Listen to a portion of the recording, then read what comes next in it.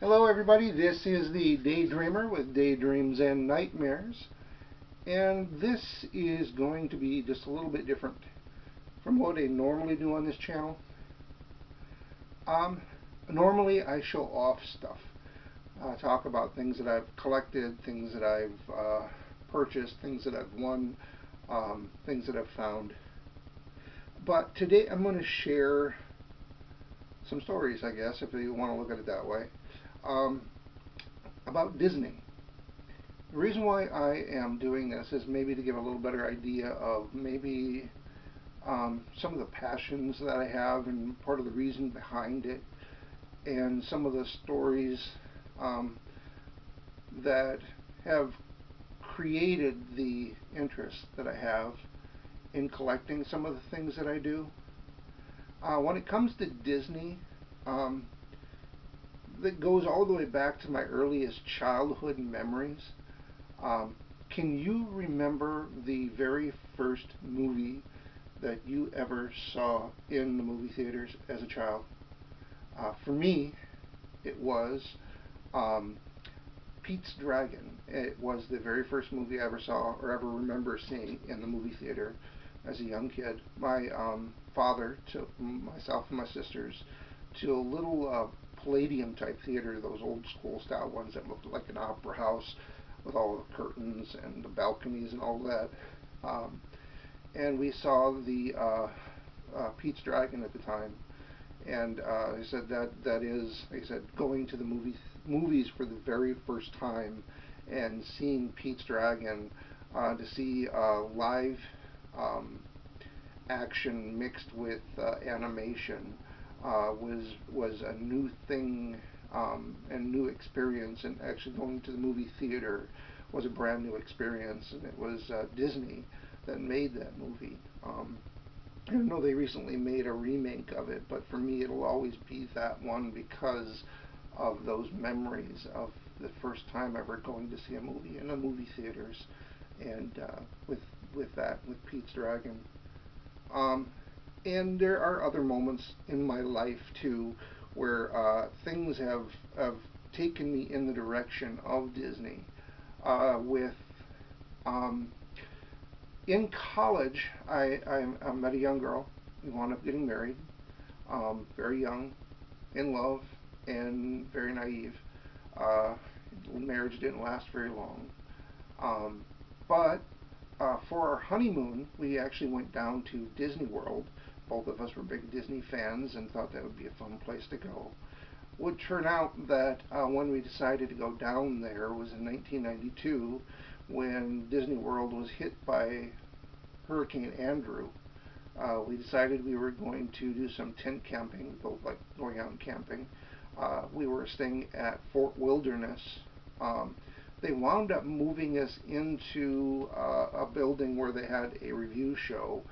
We had to spend the night on the floor in there with all the other people, as part of the staying out of the possibility of being in the hurricane. So that made for a very, very interesting weekend. Um, but also, I would find myself, and this was in 92.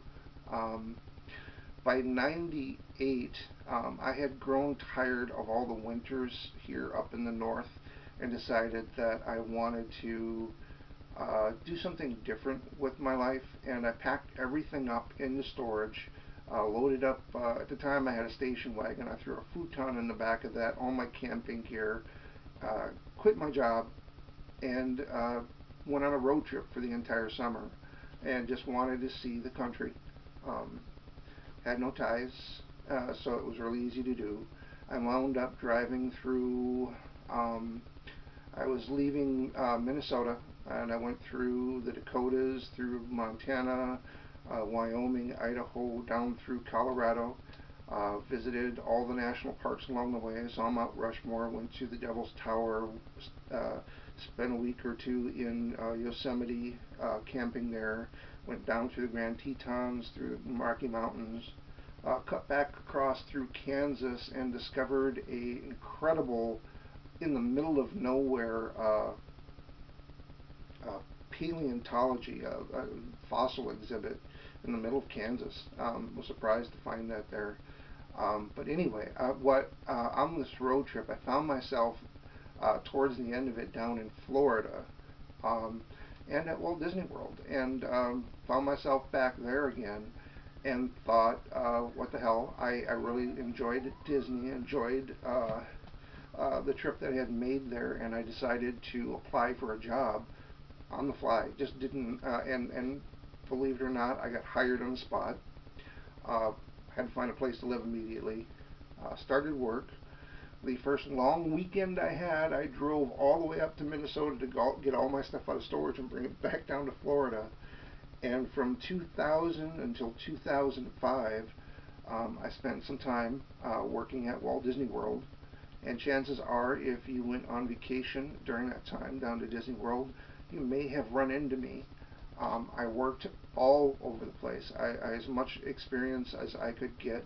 I worked on the rides. I worked in the store locations. I worked at the front of the parks. I worked in the water parks. I worked at the sports complexes. I worked at the golf course that they had there. Any and every opportunity that I could get, I took. And problem is they were paying barely above minimum wage.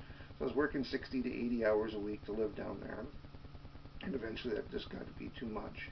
But once again, if you wound up going down there, if you brought your pets, I worked in the kennels there, or if you went on safari, the last 2 years that I was there, I was actually a safari driver in the Animal Kingdom, and enjoyed that greatly.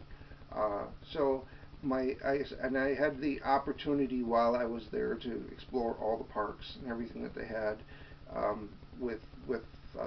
with Disney, and all the different opportunities that were available for working at Disney. Made for an interesting part of my life as well.